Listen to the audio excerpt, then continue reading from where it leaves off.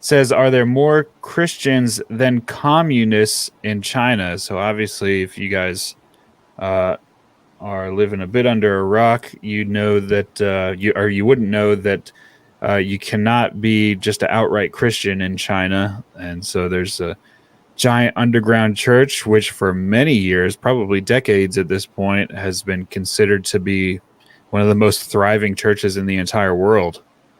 Um, so we found this article on premierchristianity.com, and I think it's sort of an analysis of the official state numbers of how many Christians there are. Because if this is something else that it's sort of a prerequisite to know before going into this article, is that if there's numbers coming from the Chinese government, you know, you kind of got to take that with a grain of salt Yeah. on whether or not the numbers are actually legit on pretty much anything, really. With But I would a say, grain of salt that was imported on a Mormon pirate ship. but I would say specifically when it's numbers that would make them look bad, they're seriously going to start downplaying those numbers. Yeah. And so that's what this is. So let's get into it a little bit.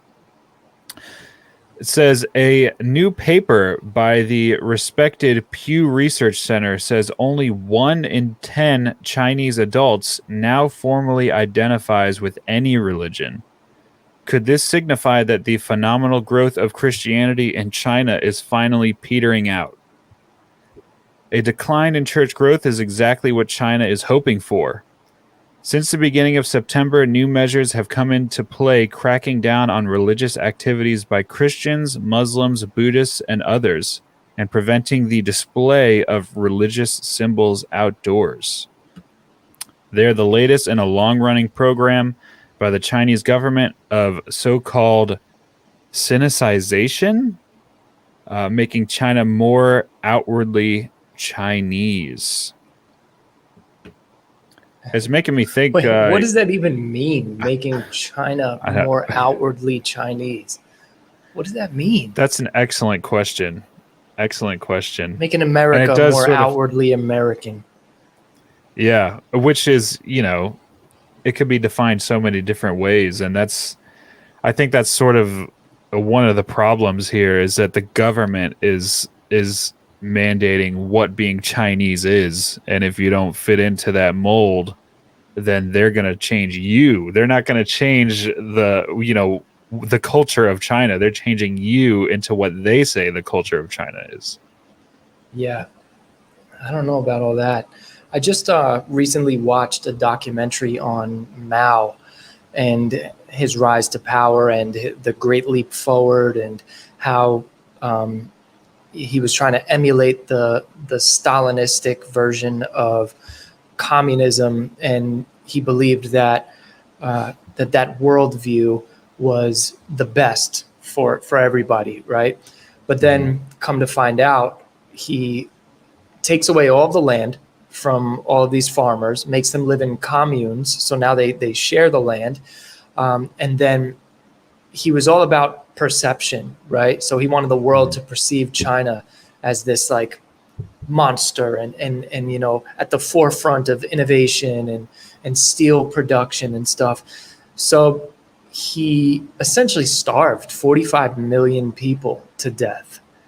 Crazy. In overworking them, underpaying them, like not paying them at all, essentially, right? And he did this under the guise of, we're going to suffer for a few years so that way we can enjoy it for the rest of our lives, under telling this to the people of China, to convince them to just give up everything, let the state own everything, and just work around the clock 24/7, get your food rationed out. Then they started doing systems of, depending on how hard you worked or how many hours you worked would determine how much food you got. So if you were sick or pregnant, you didn't get any food because you didn't work. Crazy. So yeah, it was nuts. And he's even quoted as saying, when he knew about the starvation, he was saying that, it's better that all of these people starve in the rural areas so that way us in the city can thrive. And when I heard him saying that, and this might stray us off topic, so feel free to bring me back in. I think about the political environment in the United States and how a lot of people in the city want to, lean more communistic and socialistic in their worldview. And when I heard him say that and say it's all right if the people in the rural areas starve for us in the city, it made me think I could see how that mentality could play out. Because think about people who want to get rid of the Electoral College just because the popular vote, comes from the cities.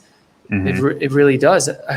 I had this discussion with a family member who believes that we shouldn't have the Electoral College. I'm like, bro, if we didn't have the Electoral College, the United States would be the United States of California. Yeah. It would be an absolute disaster. But anyway, to bring that full circle back into, where it is now, that's kind of where communist China started. And one of the core tenets of communism is no religion, the state above everything. You can't have people worshiping something more than the state because the state comes first. And so I find it very hard to believe if they were lying about how much steel they were producing back in the day, if they were lying about how much grain they were producing and lying about how many people were starving to death, and they're lying about all this stuff, I have no doubt that the 1 in 10 being, what's the word I'm looking for? 1 in 10 people in China identifying as anything spiritual. I highly doubt that because ingrained in Chinese culture is tradition. Yeah. So there is, the underlying worldview of Buddhism and these religions that go all the way back. You think people are just giving that up because the state wants you to? I doubt it. Right.